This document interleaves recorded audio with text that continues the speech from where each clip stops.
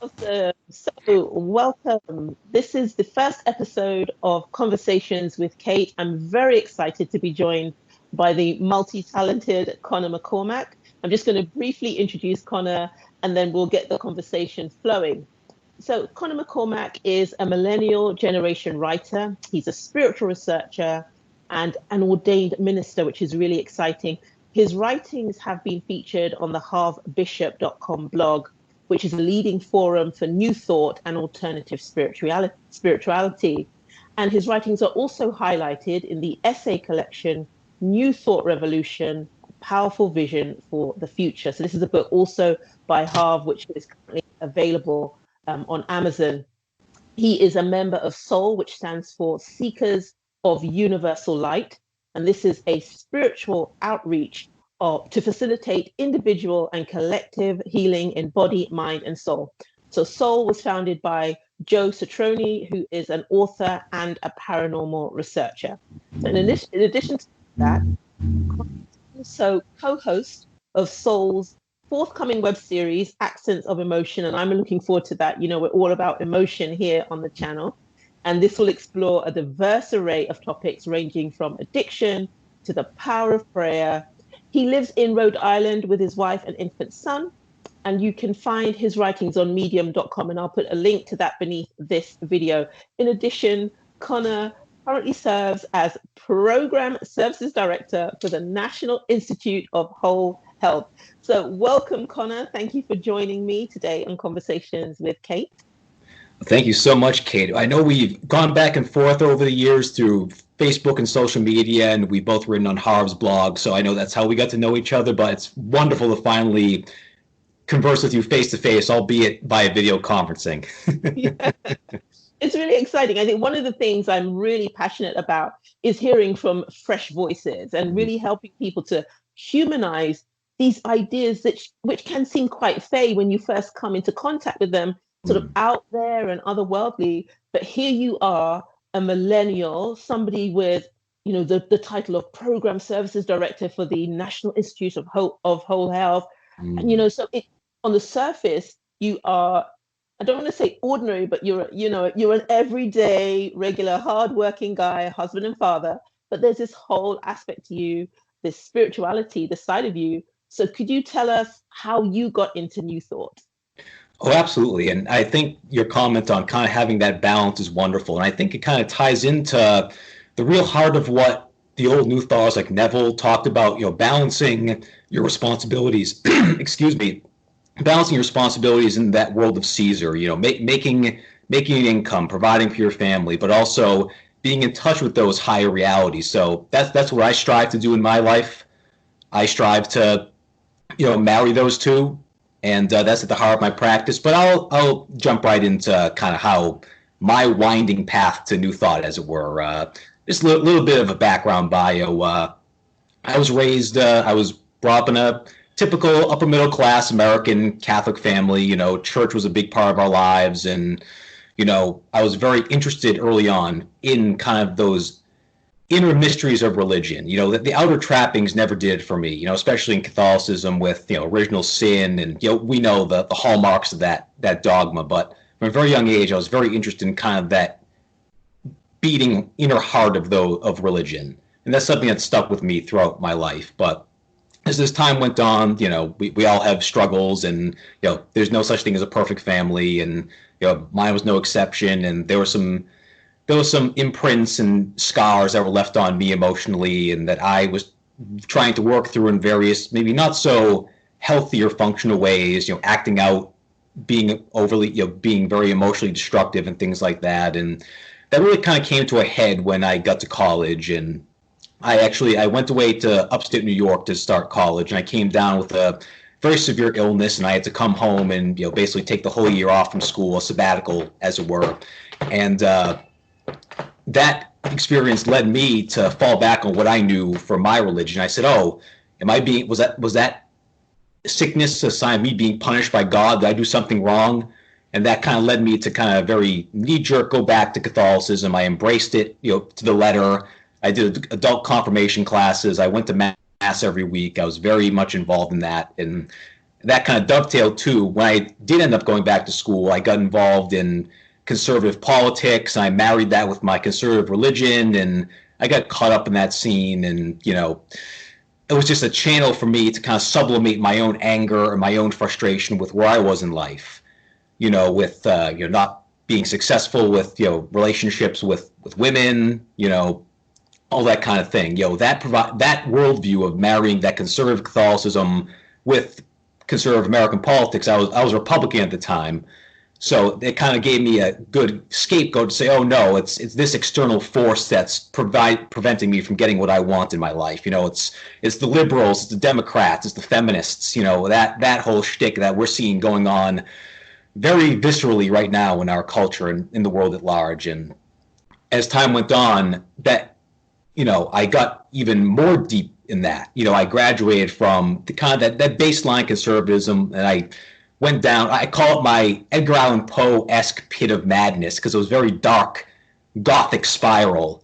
I got into Alex Jones, I got into InfoWars, went down the conspiracy rabbit hole, and it was just a very, very dark time. And I latched on to extremist, libertarian, kind of self-reliance philosophy, just pull yourself up by the bootstraps, that whole deal.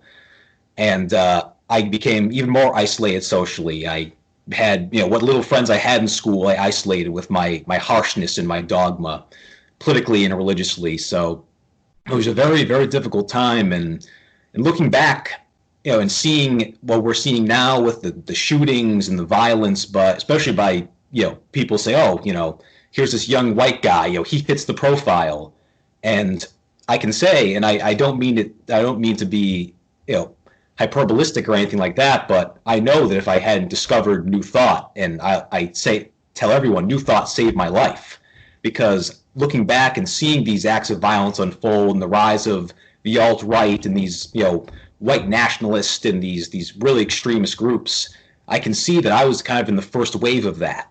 I discovered New Thought in 2012. My gateway drug, I like to call it, was I discovered Dr. Joseph Murphy's The Power of Your Subconscious Mind. That book just really floored me and opened up a whole new vista of reality, essentially. Because here I was blaming others. I was blaming groups that I had no contact with at all. They were basically these phantoms that I was striving with and saying, hey, they're to blame for why I'm not where I want to be in my life. But here's this book that comes along and says, no, it proposes the simple but radical proposition that it's your attitudes, it's your mental and emotive patterns that have led to the unfolding of the events that you see around you, that have been kind of made flesh in your world, as it were. And, it's not... Obviously, when you first hear that, you want to wrestle with that. It's like, I always say, it's like Jacob with the angel. You're in that all-night battle saying, no, this can't be true, but it keeps pressing on you saying, no, this is what's going on. Mm-hmm. So, but I finally just reached the point where I'm like, you know what? I think there's truth to this, because I took a step back. I looked at what was going on. I'm like, no, none of these groups are personally attacking me. They're not going after me saying, oh, here's Conor, we're going to get him. We're going to make sure that he's not where he wants to be in life. We're going to rob him of his good, Mm-hmm. So it was my come to Jesus moment, to use the term.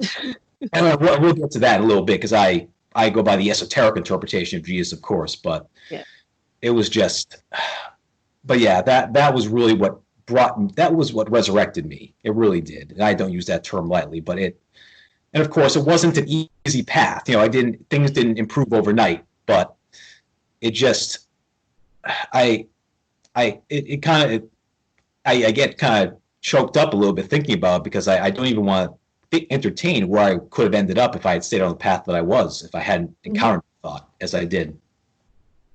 That's fascinating, and I really appreciate you being vulnerable, for lack of a better term, and really opening up and talking about your experience in that way. And I may double back around to that a bit later on, just in terms of the emotional toll on you and your interpretation of the world looking through that particular lens. Mm-hmm. But it's really one of the things I really liked, as you said earlier on, that we came together through Harv Bishop, and what I really loved about your writing was that it was so sober and measured. And you see now, particularly you're a millennial, and that's of particular interest to me because there has been this kind of distancing, if you like, from spiritualism or spirituality on the one hand, which is being replaced with things like mindfulness or wellness, which Right. seem a little bit vague. So I love the fact that you were really handling, I don't want to use the word academic, but in such an intelligent, that's the word I'm looking for. You were handling these ideas in such an intelligent way, and you were very, very matter of fact in your teaching. So how much of that would you say was influenced by your background in Catholicism, or do you feel that this was something that naturally evolved within you just through your own search? Right. That's a wonderful question. I really do think I'd say the rudimentary ethos of Catholicism, kind of the central mystery of, God incarnating in human flesh and walking and living among us. I think that basic element, I think if I hadn't had that present in my mindset, I probably wouldn't have been grabbed by New Thought the way I was. But it was simply a matter of switching it from that exoteric perspective of, oh, here was this historical man named Jesus of Nazareth who lived 2,000 years ago, who was God made flesh, and he died and he resurrected and he atoned for our sins. I was familiar with that. That was the language. But even when I was younger, that left me wanting. I was like, but that kind of sets God away up from us. Shouldn't God be with all of us? If he wants us to be in a relationship with him or it or they, because even then I was like, what's this he business about? Why would God be specifically a man? It's the universal. Why one specific gender? But that's a different conversation for today. But yeah, just taking that fundamental tenet and reading the works of Joseph Murphy, he was kind of my springboard into Neville because they both shared Abdullah, the same esoteric teacher. So, but I think Neville's, and it's funny you mentioned the writing style because I don't want to exactly emulate him, but like you said, he had that measured, polished style that he was able to put across these sweeping, philosophical statements like your imagination is God, but he put it in such a simple and disarming way. But that's kind of what I'm aiming to do in my own writing, kind of take these real grandiose epic visions of life's potential and just kind of distill it in a very conversational tone. Fantastic. So Conor, when you're talking about Neville and not really wanting to emulate him, I do understand that sentiment completely. One of the things I want to encourage people to do, not just through my content, but through conversations like these, is to understand that this is about our experience, right? So yes, we have these writers like Joseph Murphy, like Neville. Florence Scovel Shinn is another person that I admire greatly. And I think she speaks wonderfully to women, to just be gender specific women. Yes. But it's just these wonderful writers, but they really delivered their message, and it's what we do with it now that counts. How we actuate the message contemporaneously. And so for you, what does New Thought look like in your millennial working husband, father life? What does that look like? How does it work in your life? Right. That's a wonderful question. And one of the things that particularly motivates me is that, as you alluded to before, that millennials are, I think it's among our generation that it's the number of people identify as spiritual but not religious is rising. And I think in many ways that's a wonderful thing. I think much like in my own experience, people are realizing, hey, we don't have to confine ourselves to what, church annals or church dogma or tradition says. We have a wider world of spiritual experiences and traditions out there that we can explore and take as our own. So I think that that's a wonderful thing, especially in this information age where you have the traditions of the ages at your fingertips. And but at the same time, like you also said, it seems to be kind of this, and I don't mean to be offensive or because I respect and honor all traditions, and especially you mentioned mindfulness and wellness, and especially with my role and what I do for my work in the organization, National Institute of Whole Health, we actually train doctors, physicians, these accredited healthcare professionals to kind of take a more holistic, broad view of the human experience. We have emotional lives, we have spiritual lives, our environment, our physicality, all those things. So that I honor that, but I feel like the vogue about mindfulness is, it's kind of like not to step on anyone's toes, like, oh, we can use this technique to, be present and be here now, which is wonderful, but I feel like it strips away kind of the majesty of thought causation and the real transcendentness of that writers like Neville they put forward with such boldness, but also such simplicity. And I feel like our culture is very much robbed of that. We're very much worried about not wanting to offend people and, wanting to, and all that. And I respect that. But I think if people have a point to make and they've had an experience, they shouldn't hold back from sharing that, and I have experienced firsthand that, yes, thoughts and emotions are causative. And I don't feel the need to hold back from that. I do myself and I do others a disservice if I don't share that. Now, people can take the information for what it is. They can try it and say, oh, that didn't work for me. I'm going to stick with mindfulness, or I want to stick with yoga or any other modality. That's wonderful. But I know in my experience, I find that mind power, mind metaphysic thesis rings true.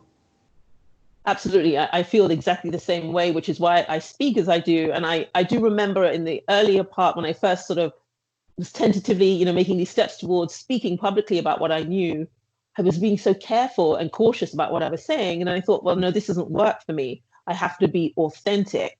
And so one of the things that I am aiming to do with conversations like these is to really innovate thinking and get people changing their perspective and changing their relationship to these ideas. And like you're saying, the majesty of thought causation. This is something that people shouldn't be denied of. So when in your own work, in your own daily life, right, how do you see that being made possible? Do you think that it is actually the responsibility of people like you and I to make these sorts of changes? Do we do it just by example, or do we sort of try to, I don't want to say force change, but bring about change? Do we insist on change, if you like, in the way that we write, in the way that we speak? How do you see us really bringing about new innovations in the way we communicate this message? Mm-hmm. You are really on point with these questions today. I love it. You're really making me dig deep here, because I've been wrestling with that same question myself. You notice wrestling is a constant theme in the metaphysical experience. I think it's a beautiful allegory, but I've reached the point in my own development and where I'm at. Because I remember when I had that first initial discovery of new thought, and you kind of get a taste of it, and you want to shout from the rooftops, and you kind of want to be that John the Baptist style voice in the wilderness who is making the way straight and is trying to tell everyone, this is the way, try it, do it.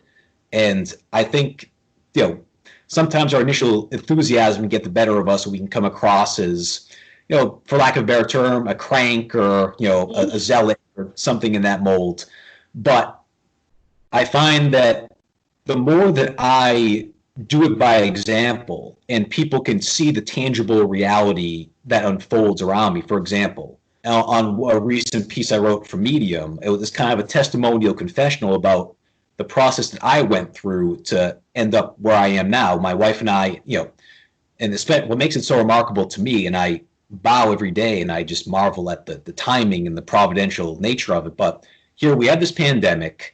My wife and I have been wanting to, we have a young child. We desperately want a house. We want to start our family and set down roots.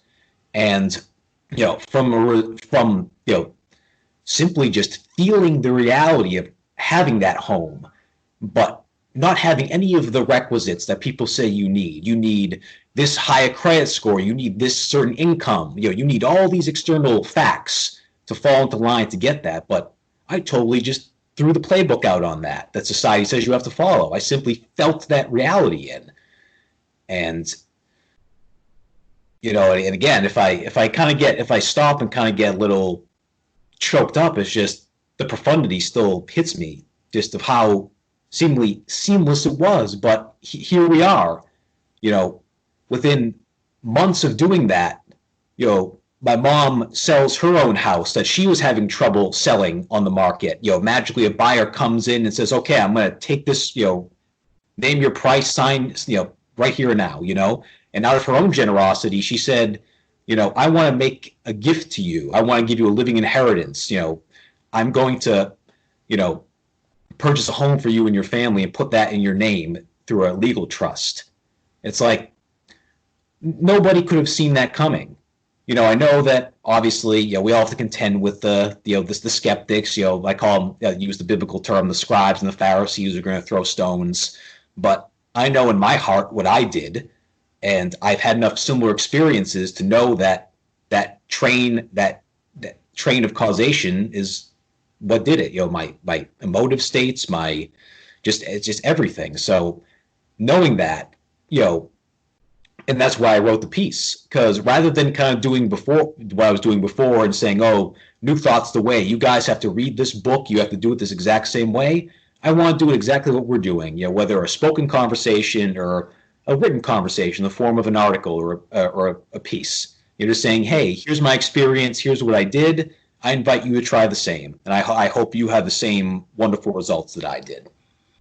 Fantastic. So I feel exactly the same way. It's sort of leading by example. The tangibleness comes from seeing it embodied in human beings like you and I who exist in the real world. So I'm going to come back around, and maybe these questions might be a little challenging. But so listening to you speak, for some people, especially when you gave the intro to yourself in the beginning, you spoke about your background.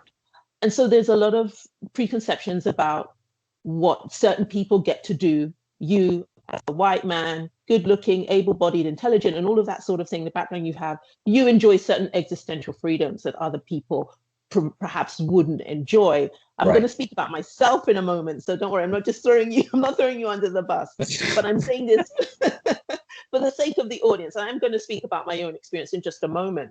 So how do you, if you were addressing people who are looking at you and thinking, yeah, well, it's okay, he's white, he's well off, he's educated, he's this, he's that, you don't even have the complication of being gay or being disabled, these are kind of sort of challenges that people face, or being a transgendered person. You were just like the model of what, when the world functions well, this is what it looks like.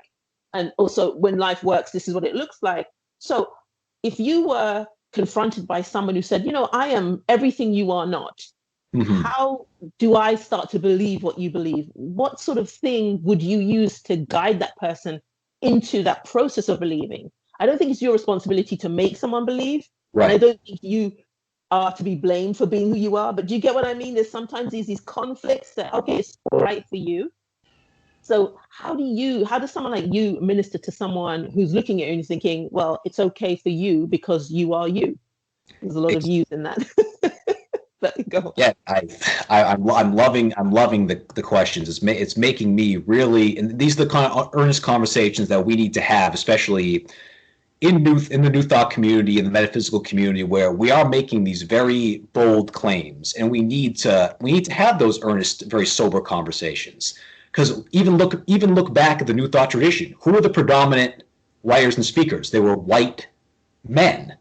And people can say, oh, he's simply just another white guy who's trying to tell me that if I change my thinking, everything's going to be fine. But no, that's, and in that instance of someone who comes to me and says, oh, well, that might work for you, but you have white privilege. You have these things.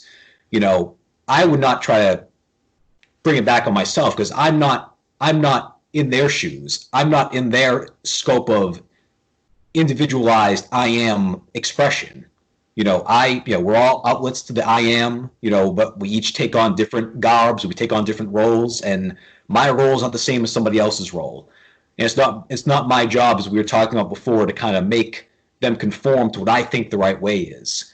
And that's why, and I think we talked about a little bit before, but that's why people like you are such an inspiration to me, because I can say, hey, here's Kate. Here's a woman of color who, she knows, she's not in the traditional paradigm of, a new ager who uses, mind metaphysics and is into that law of attraction woo-woo. This woman, she's seen the real dark heart of life. She's had her own dark night of the soul. She's had to exercise her power in very profound ways, and here she is today.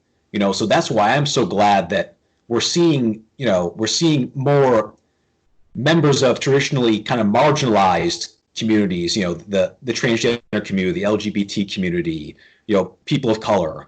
That's why I'm so glad that their voices are emerging in New Thought, because we can say, hey, here are people who were in your situation, and here's how they use the model. So it's not just about me saying, oh, here's me, Conor, a white guy who used it. I just like that tapestry of diversity that we're starting to see in the movement. It's really makes my heart so glad. Fantastic. So I'm going to wrap up this part of the conversation, yep. But I do want to say something that I think will be helpful to other people like you. So I have lots of different people that I connect with, and there are some people who feel guilty about the fact that they have so-called white privilege, right? So if somebody is to throw that kind of accusation at you, how do you stay secure in what you know is real about your experience? Do you get what I'm saying? Like, it's like, oh, well, no, you have all these privileges, but you said, no, I know that this has worked. I have this record of evidence. How would you encourage somebody who's probably feeling, is it really real, or is it, this kind of myth of white privilege or whatever? Well, I don't want to say myth. I don't want to offend anyone, but you know what I'm trying to say. So I want you to take this opportunity to encourage people like yourself who may be feeling guilty about seeing results in the kind of work that you're doing. Absolutely. And that is something that I've only just recently kind of really come to peace with, because I always have those kind of moments of doubt, saying, oh, well, did you really, did your practice really get this for you? Or were you simply just the beneficiary of this privilege, And like you said, it's not my intention to step on people's toes and to be cavalier about the struggles people experience in life.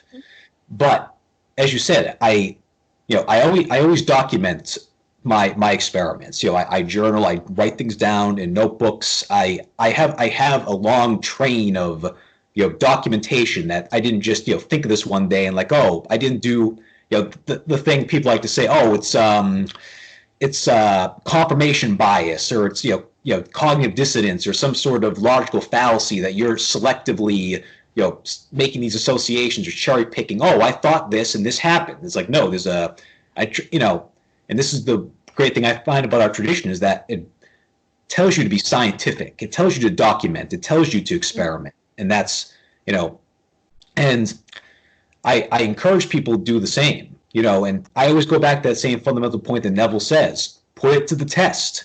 Don't take my word for it. Try it in your own experience as a person of color, as a transgender person, as a person, as a sexual minority. Try it. You have nothing to lose by trying it. And if it doesn't work for you, you can say, okay, that's not for me. Like we touched on before, it's not for me. I'll try something else. Maybe I'll do mindfulness, or I'll do another practice. But that's what I always go back to. And I think that's why Neville was so brilliant. He simply always said, test it. Never take my word for it. Fantastic. So one of the things that people may or may not be able to pick up from this exchange is that there's a real synergy here. There is no falseness. There's no standing on ceremony. This is just an energy exchange of peers. And so I just want to quickly just talk about my own self, my own experience. I'm very much aware of the fact that I am a Black woman. That's, there'd have to be something wrong with me if I thought that I was something else. I'm aware of that, but I'm also aware of the fact that I'm not at the same time. I'm aware of the fact that you're a white man and that you're not at the same time. Right. Because we are more than flesh and blood. And I do believe that we wear these costumes and experience certain dynamics between ourselves for a purely an educative purpose, which is something I say all the time. You are going to confirm to me things I believe about myself, and I'm going to confirm to you things that you believe about yourself. This is the opportunity we give each other when we're in these different costumes. But what I want to talk about now is, we're talking about this alt-right. We're talking about polarization. We live in the real world. You are on the other side of that. And so for a lot of people, I think, and I don't want to go off too much, so you might have to help me out. But I think for some people, it's a feeling that one day we're going to reach a point where everybody likes each other.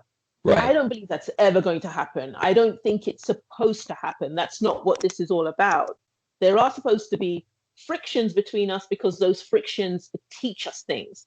Right. What is your take on that kind of relationship? So let me just give you an example. Mm-hmm. I think if I meet someone as a Black person and they insult me or say something racist or whatever it is or hurt my feelings, Mm-hmm. for me being me, I'm instantly going to check in on what it was that I needed to learn from that exchange. But not a lot of people are going to think like that. They think, okay, it's for the other person to not behave like that anymore.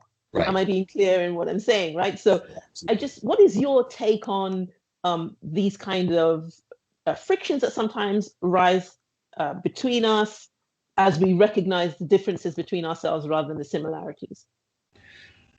Right. And I think you hit on a very good point that, and again, I say this with the utmost love and respect for my New Thought brothers and sisters, that I know the motto has kind of become, we want to make a world that works for everybody.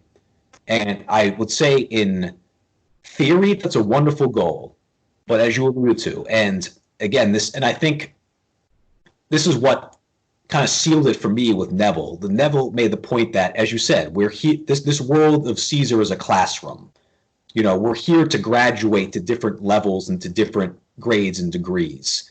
And I don't really, in my experience and from what I see going on in the world, I think we're all meant to do that individually. And this is not meant, and this is, I'm not taking the slant of, like my previous way of thinking, saying, oh, we have to get rid of welfare programs. We have to, kind of, let the survival of the fittest. I'm not advocating for that. These structures are in place. I have no desire to change them, here in this world of Caesar. But I think that the onus is on us to kind of mark our own advancement. We have to take the test of life, and we have to put this principle that we've discovered to the test and to practice it. So I think, and it's a line I borrow from Thoreau. I'm very weary of the mass action of people. I think there's a lot of potential for, what we're seeing now. We have demagogues, we have people who elevate themselves to this level and they turn themselves into idols or to, there's a line from, I forget which Psalm it is, but it always sticks with me. And whenever I see the news, it runs through my mind. Do not put your trust in princes. And I think that's what we're seeing. And I'm seeing this. It was true in my case when I latched on to certain conservative figures, and I'm seeing it as a millennial. I'm seeing it with my peers that, they'll find a candidate. Oh, I'll just use Bernie Sanders as an example because he's the most prominent. Oh, Bernie Sanders he'll solve our problems. He'll fix everything for us. And I'm not getting political. I'm not a very political person, but I'm just using it to illustrate the principle that, you're going to be disappointed if you put your faith in something outside yourself.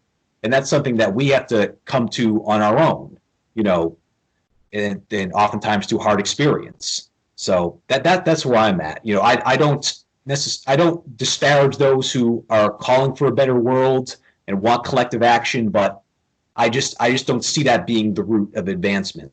I think it's something we all have to do individually.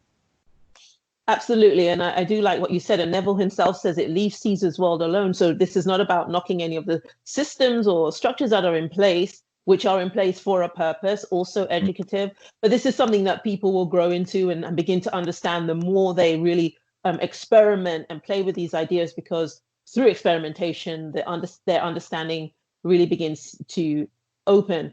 So, Conor, I think, we've had a great time. We've been able to touch on a range of topics. I just want to give you the last word, as it were, just to tell me what you think. I don't want to say the future of New Thought is, but just in your own experience, do you have any kind of ideas about how we are going to take this forward? I mean, before you answer that question, for me personally, I don't really have much to do with New Thought. And this is not to insult anyone. I don't actually give a name to what I am and what I do per se. And so I love the fact that you're part of an organization that are called seekers, that this is what it is. People are seeking. So, some people are fierce about genre, and that's absolutely fine, and category and classification and all the rest of it, that's fine. But in terms of I think there have been times, I think like 2012, the Great Awakening, the shift Right. and this and that. And I think people had high hopes for 2020. And that I've spoken about that on a YouTube clip, the one Mhm. previous to this one, that something else happened there. But what is your vision for the future, if any?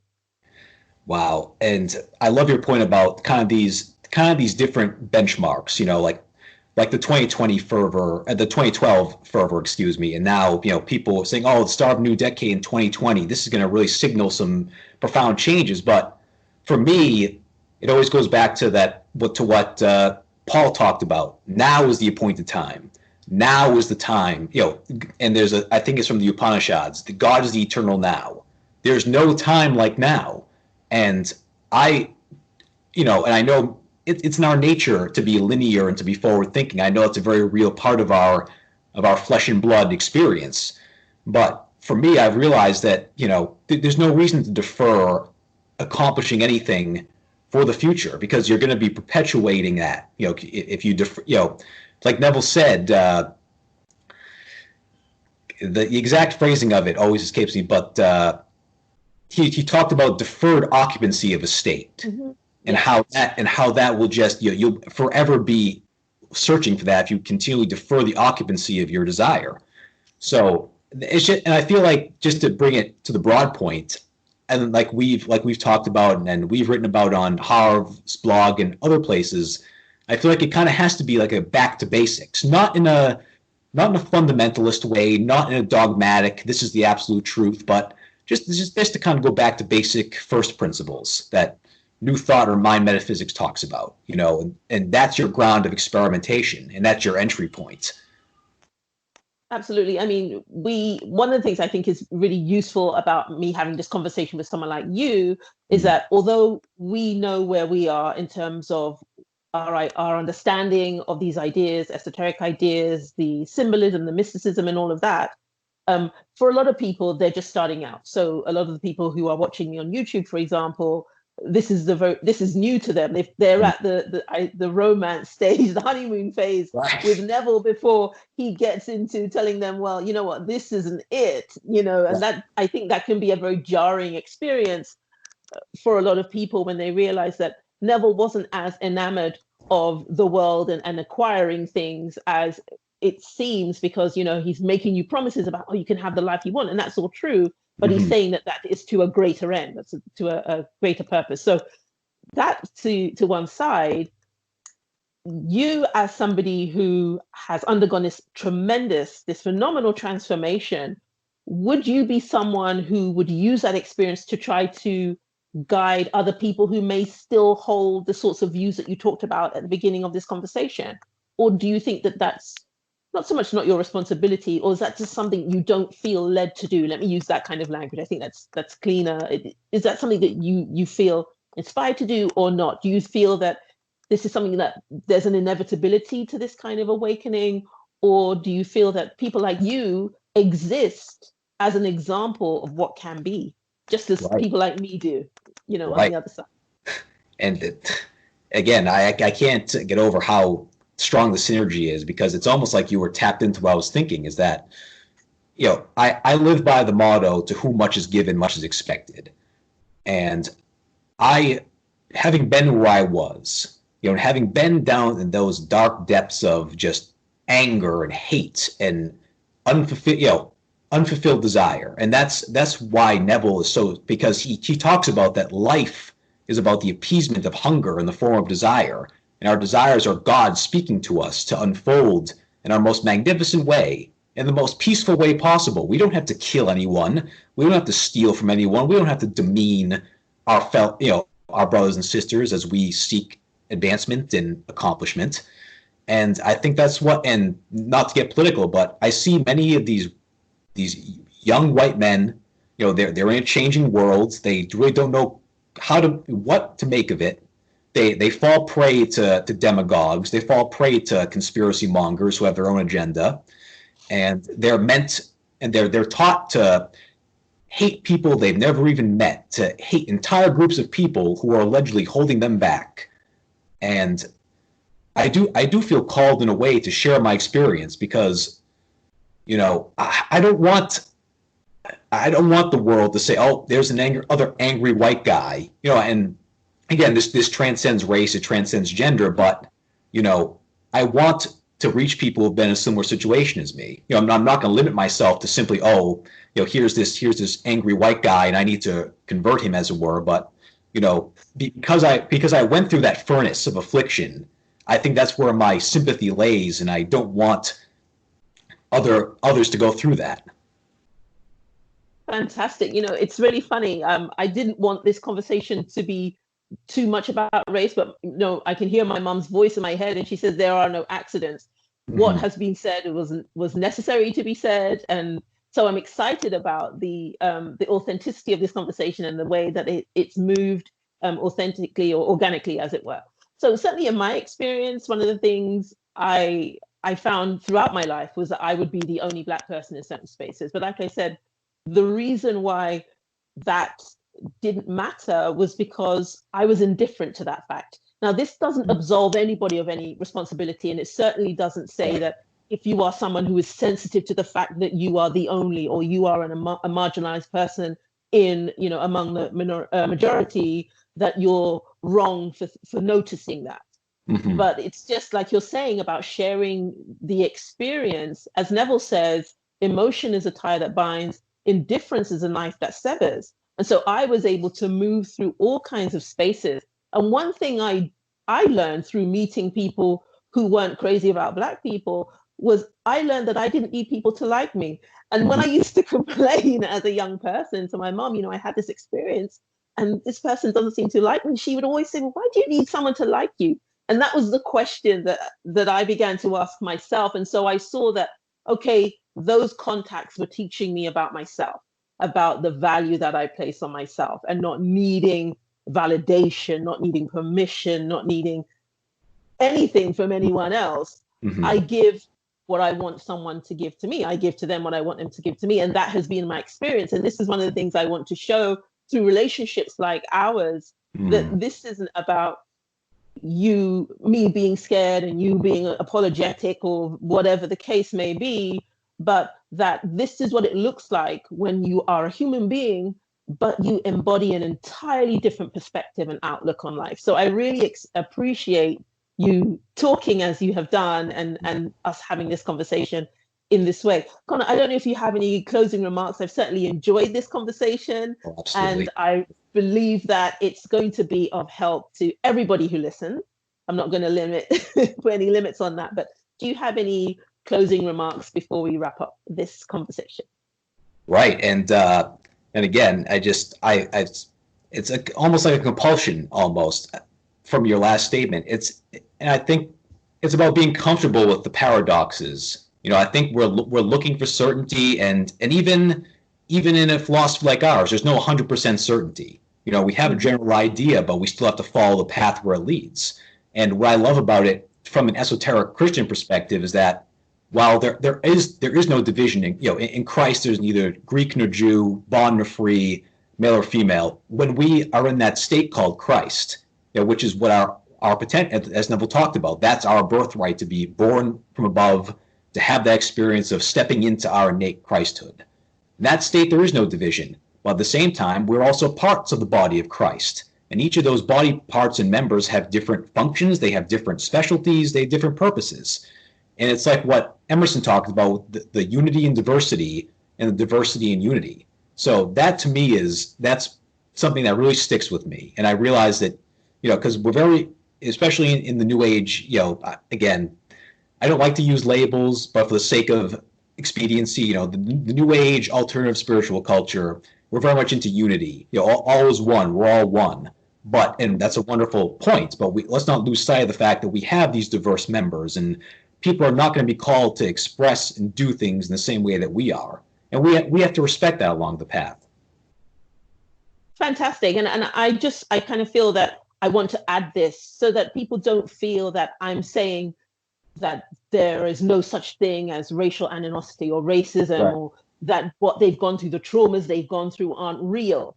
I'm not saying that for a moment. I'm talking about my experience, and I'm hoping, and I desire, and therefore I do, by experience, show people that these things don't have to shut you down. You Right. can transmute them into education for yourself. This is about personal experience.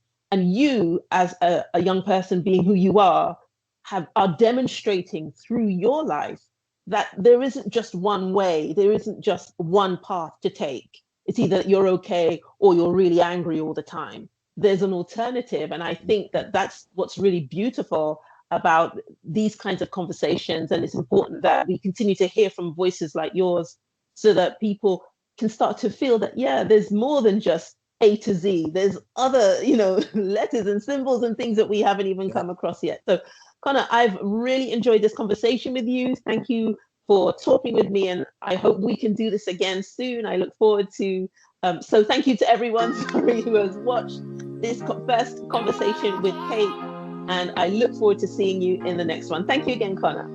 Thank you so much, Kate. It was a true joy and a pleasure to join you.